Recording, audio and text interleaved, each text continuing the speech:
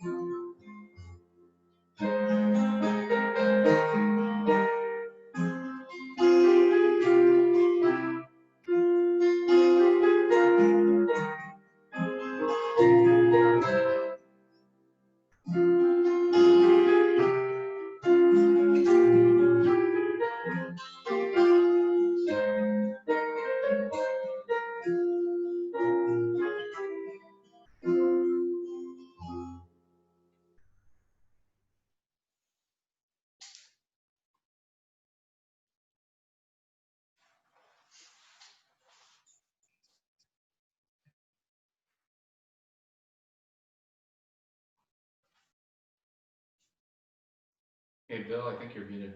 All right. There you go. Our first technical glitch, and it's only seconds into our service. We are It wasn't my fault. This is the UU Fellowship of Columbus, Georgia. We're coming to you on YouTube in a pre-recorded service. And these are kind of our homemade YouTube services.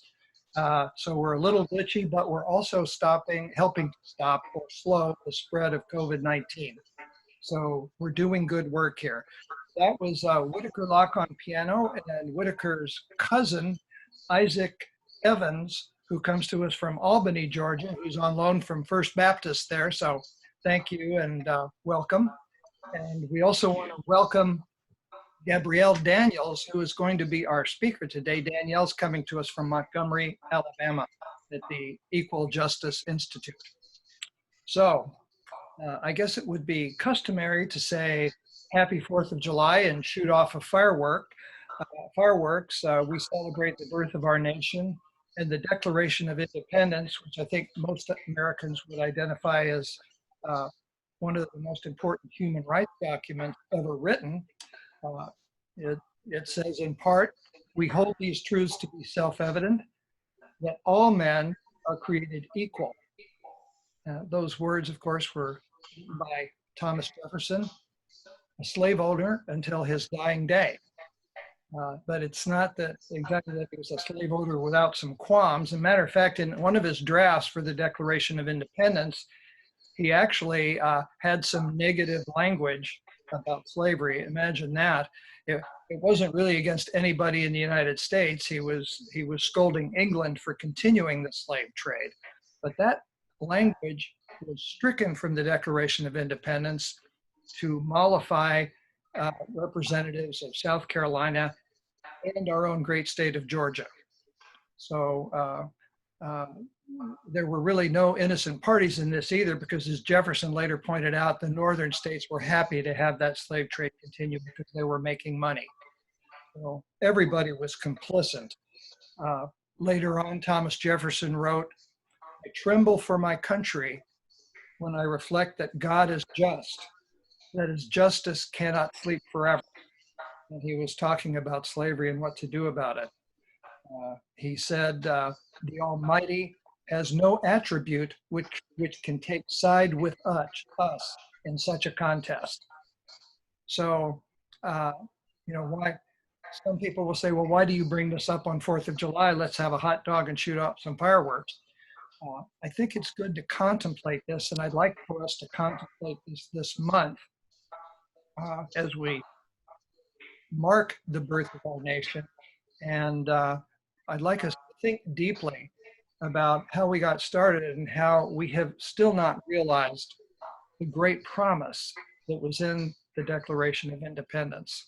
So as part of that, that's the reason we're welcoming Gabrielle Daniels.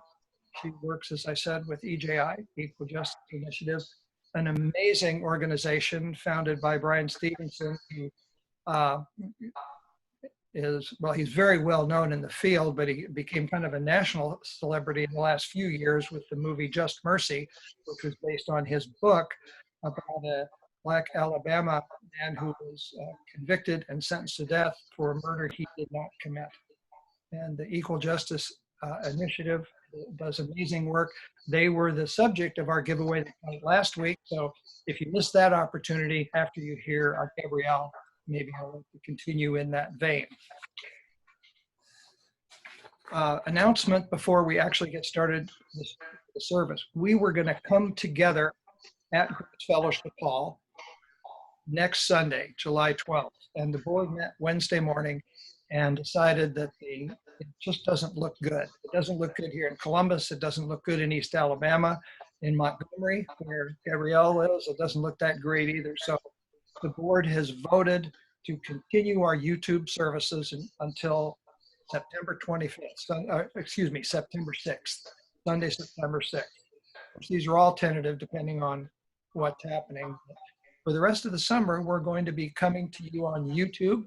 You can get more information on our website at columbusga.org.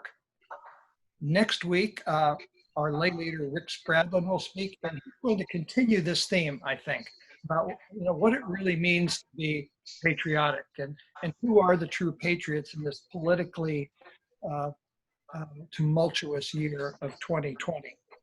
So let's begin. We traditionally light our services, start our services by lighting the chalice, which symbolizes for us reason, tolerance, and freedom, and also compassion, respect, and love.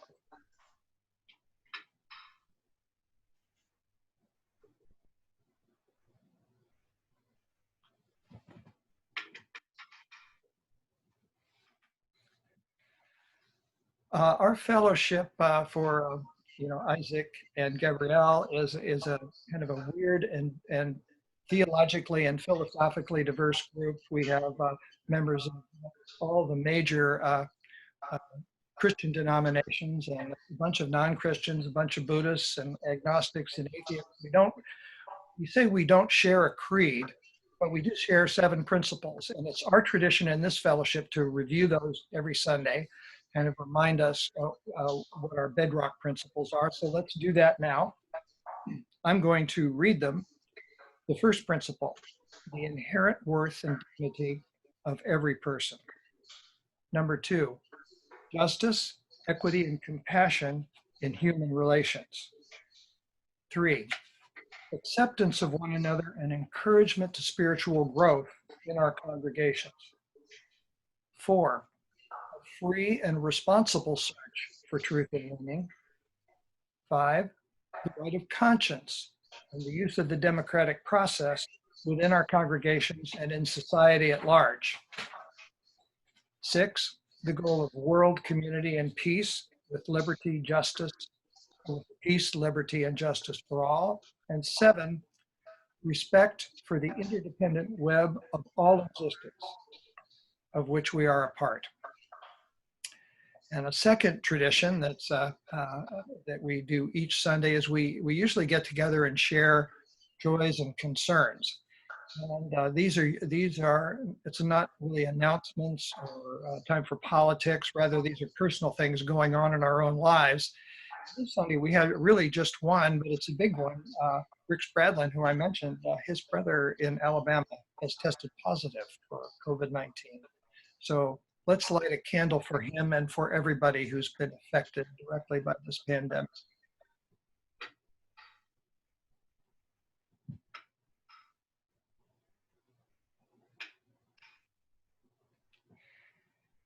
And on general principle, I'm going to light a candle, as we've been doing every week while these protests are going on, for the safety and security of all those who are working to create a justice system that is equal and fair.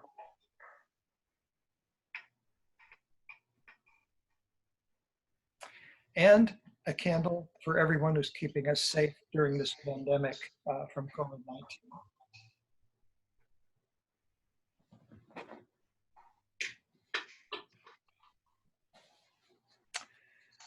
And our third tradition, which is unique to this fellowship, is our celebration of life toast. And Gabrielle, I forgot to warn you about this, but if you have a cup of coffee handy or a glass, there is no doctrinal significance in this toast. It's just a warm tradition. It was written by our very own Ed Wilson. It's a toast to life, and we can all do this together. You all just have one line, and your one line is, we drink this toast in celebration of life. So I'll offer the toast first. Please raise our cups. We celebrate life with its beauty and its pain. We lift these cups in tribute to the achievements of human minds and hands, and in sensitivity to the frustrations of misfortune and heartache. Not fixing blame or credit for the outcome of chance, sensing the risk, savoring the joy, sharing it all, knowing of the certainty of death, and remembering the value of each moment. We drink our toast in celebration to this time, to the future, to each other, to the throbbing of the earth and sea and sky with life. Together, we drink this toast in celebration of life. Celebration of life.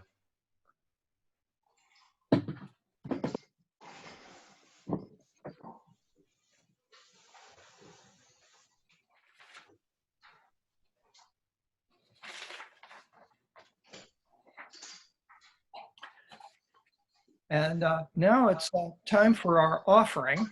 And by now, if you've been watching us on YouTube, you know that you can't escape just because of a small pandemic. So there's a couple ways you can contribute. And one of them is to send us a check, UUFC, to Box 698, Fortson, Georgia 31808.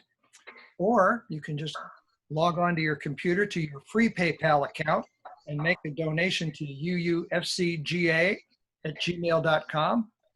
And they take a little bite. So if you add 4% to your contribution, that helps us out. While you're looking for your PayPal password or your stamps, Whit is going to play for us, and he's going to play, Whit, is this, it's America the Beautiful. Is that That's correct? correct. And Yes. it's an arrangement that he once took to a piano competition in high school, I believe. So, I didn't place. Whit, you have the floor.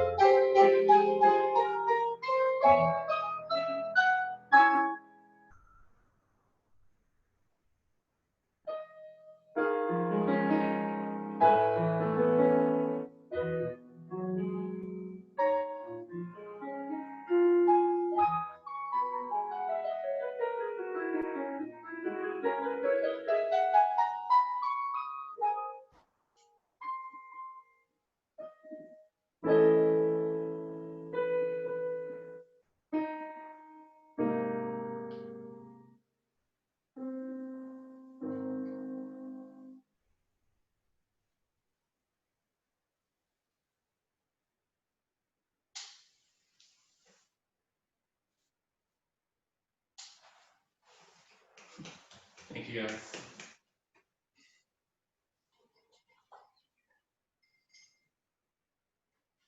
Hey, Bill, you're muted. Hey, Bill, take two. Unmute. There you go. I muted myself during my apology to you because I committed a Zoom faux. I was trying to pin your picture and I pinned my own picture. So Oh, the, nice. the music was lovely and Gabrielle and I looked very intent. So I think it'll all work That's out. all that We're not going to shoot it again. Now I am going to, well, let me introduce Gabrielle. As I said, is it correct, Gabrielle? You can unmute yourself if you want. You're a project manager with the Equal Justice Initiative in Montgomery, and you have a BS in biology from Iowa State University, a master's in public health from the Yale School of Public Health, where you focused on the determinants of health and research-based program interventions. And in 2017, you did a master's fellowship at the Duke Divinity School. And this is a fascinating combination. You concentrated in theology, medicine, and culture. And your research background has led you to focusing on the needs of vulnerable people, from homeless shelter populations in Connecticut to rural communities in Cambodia. And we could just, spend a whole Sunday talking about your background. But let's start. Can you give us the short elevator speech about the Equal Justice Initiative? Yes, well, thank you so much. It's wonderful to be with you all today. As far as the Equal Justice Initiative is concerned, we are a legal nonprofit that focuses on serving the poor, the incarcerated, and the condemned, and especially challenging issues concerning mass incarceration, capital punishment, harsh and excessive punishments, especially against juveniles, but also wanting to bring a more truthful conversation to the forefront around the ways in which our history and legacy of racial injustice in America impacts these issues today, not only in the criminal justice system, but in a wide range of areas of impact. And so we provide our legal services to our clients for free based on the work that we can do. And we also advance several different community-based projects as well, encouraging communities to confront the silence around local histories and legacies of racial injustice as well. So you and Whit, I'll apologize for, I'm going to stop your video and I will restart it.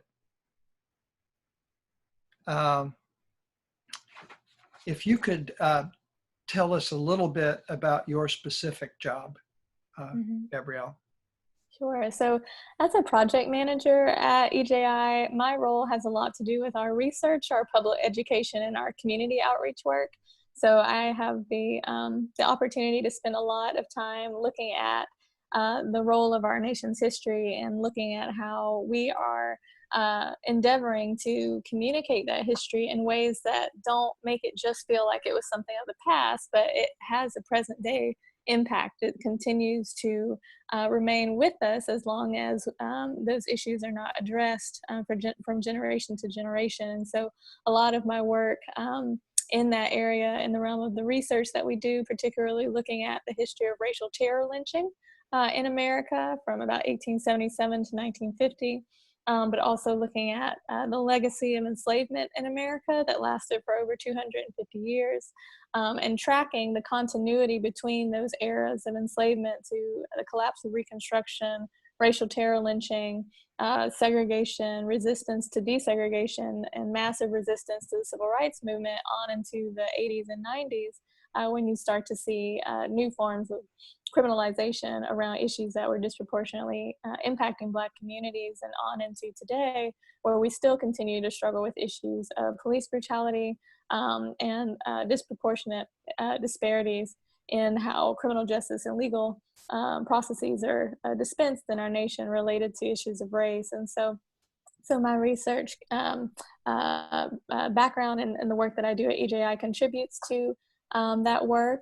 In terms of our public education, EJI has a very robust public education platform where we have spent several years now creating a number of different resources, everything from reports to a award-winning annual calendar that documents incidences of racial injustice in America, to several different online platforms related to various eras of racial injustice and how they're still connected to us today, as well as the development of different cultural spaces, including the Legacy Museum and the National Memorial for Peace and Justice, which were designed to help people have a more immersive, personal experience of looking at that history up close and seeing the continuity of what has been happening in our nation's history of racial injustice compared to the issues we still face today.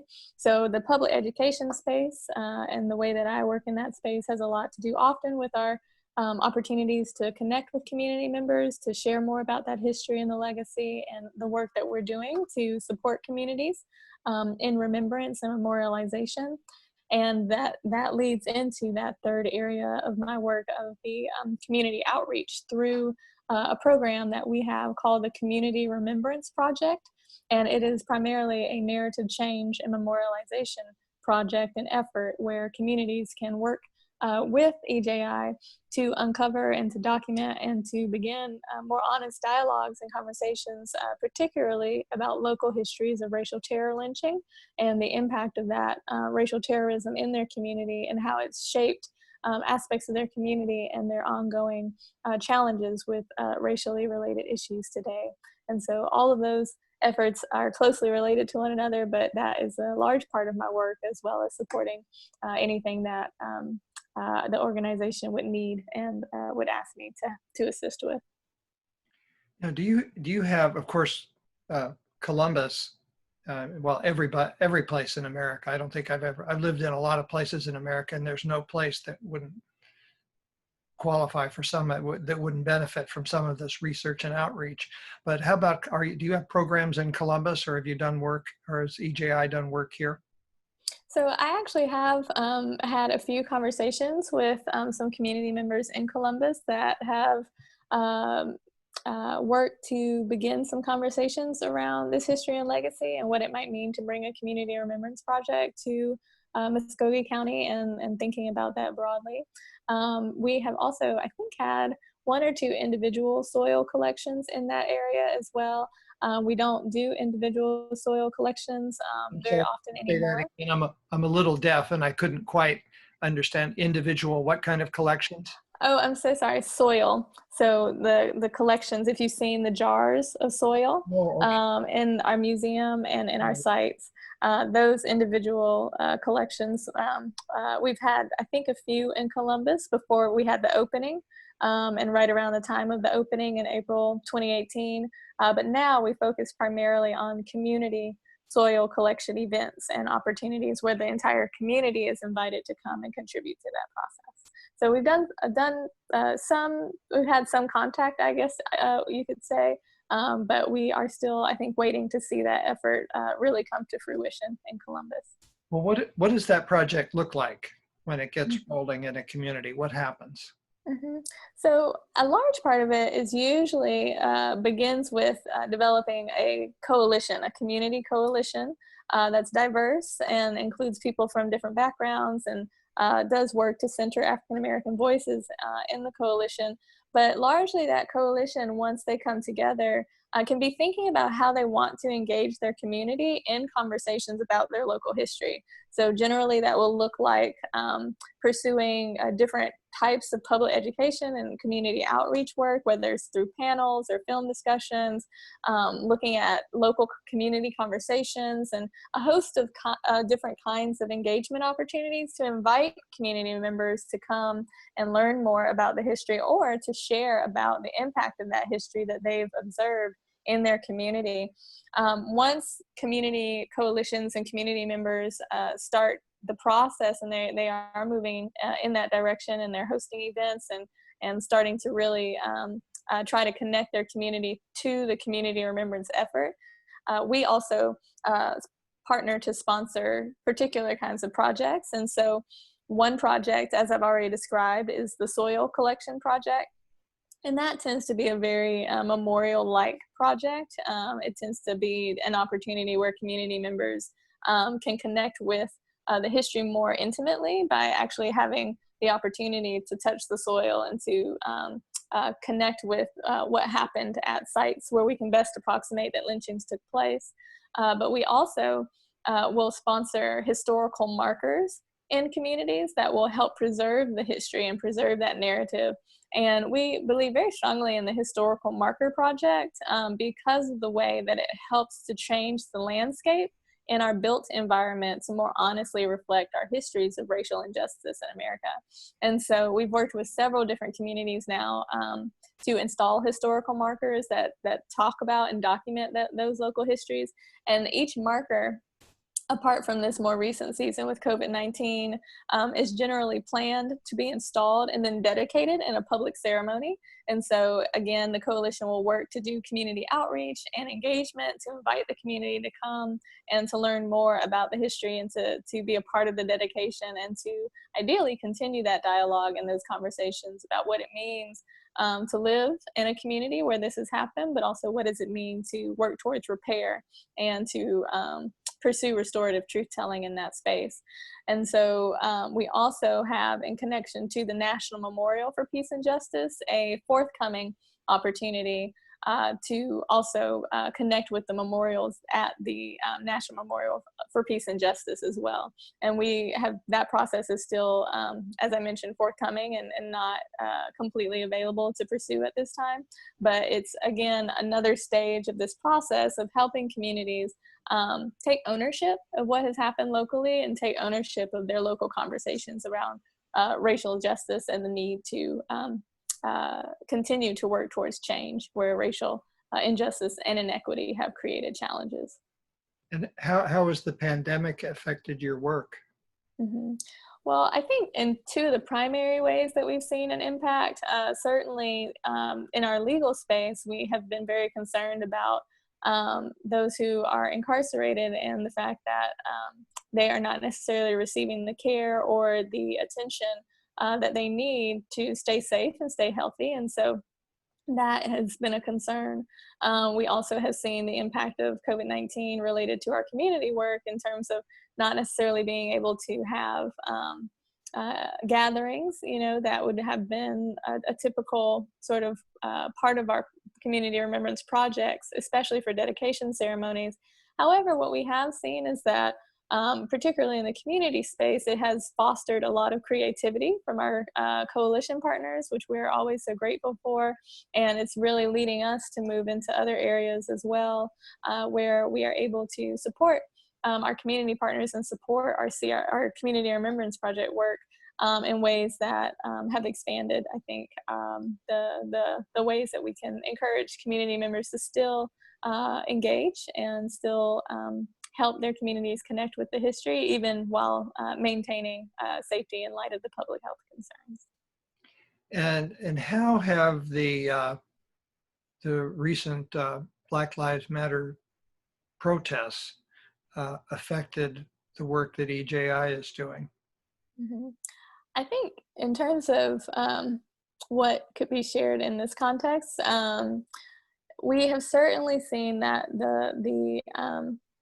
the outcry over what has happened with those tragic killings and the unrest as a result of that has definitely drawn people's attention to the need to begin having much more honest conversations about racial injustice in our nation. Because of that, and due to the work that we do, we have certainly seen an increase in the number of inquiries and the different kinds of intake that we manage related to people reaching out, wanting to know more, being interested to know, you know, what they can contribute and what, you know, we could possibly do to support people who are currently challenged with issues of racial injustice in their community. And so it's definitely increased I think the profile of the work that we've been doing in terms of very quickly being launched into different levels of attention as a result of the unrest around, especially with the killing of George Floyd, and the need to be able to speak knowledgeably on these issues, to be able to talk from not just a contemporary space, but also a historical space and a historical lens. And so it's been, I think, an opportunity for us to be able to help advance that conversation in different ways, which we are grateful for. It's also definitely meant that we are needing to continue to work in a capacity and at a level that is just requiring us to really be completely on board for what is needed in order to continue to do the effective work that we're seeking to do. But it's been just ongoing as far as wanting to make sure that the work we're contributing is helping to really thoughtfully advance the conversations that are happening nationally. Gabrielle, do you spend most of your time in Montgomery, or do you get out in the field? So both. I would say I spend most of my time in Montgomery, but if we have different travel assignments, we will go and do different kinds of public education or engagement work. And so we haven't been traveling much with the COVID-19, but it really depends. So. Great. And if members of our fellowship, a question they might ask is, aside from, contributing to the cause, contributing money to the cause, what can we do? What's a useful way for us to step up? Mm-hmm. So we, on our website, have a very, I would say, a pretty rich get involved page that lists a number of different opportunities that community members can consider, not only really ways to get involved with EJI, but ways to get involved with different kinds of efforts around criminal justice reform, racial justice work, right in their own community. For example, sometimes people will reach out and they're interested in volunteering with us, but we also provide a list of organizations that are in different states and different areas where people can look to see about those organizations. And so even if you're not near us, and we often don't have volunteer opportunities available for our sites, but when it comes to getting involved, we do encourage local engagement very much.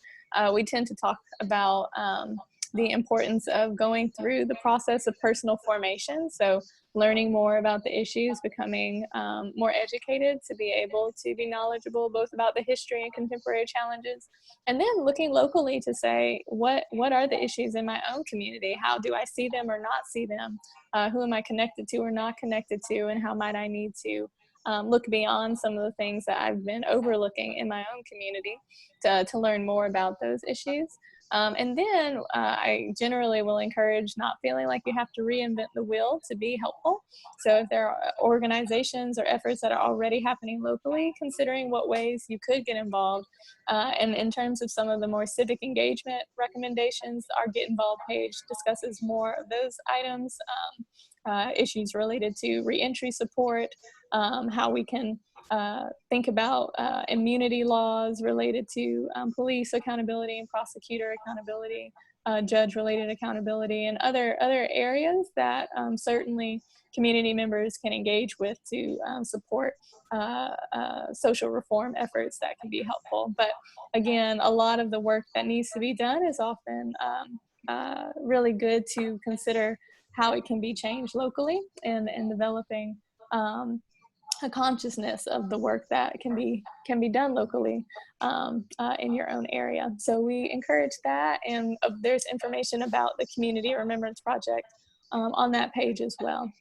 Well, we'll certainly direct people to that page, and we do have organizations working towards those goals here in Columbus, and we have projects.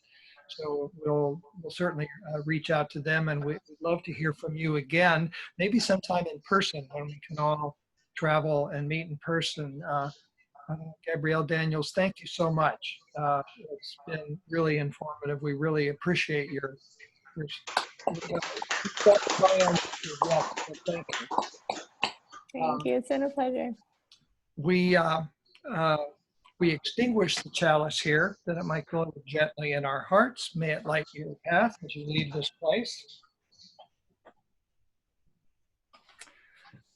Our closing words, with unity of spirit, we go our ways in universal fellowship until we meet again. And Isaac and Whitaker will play us off.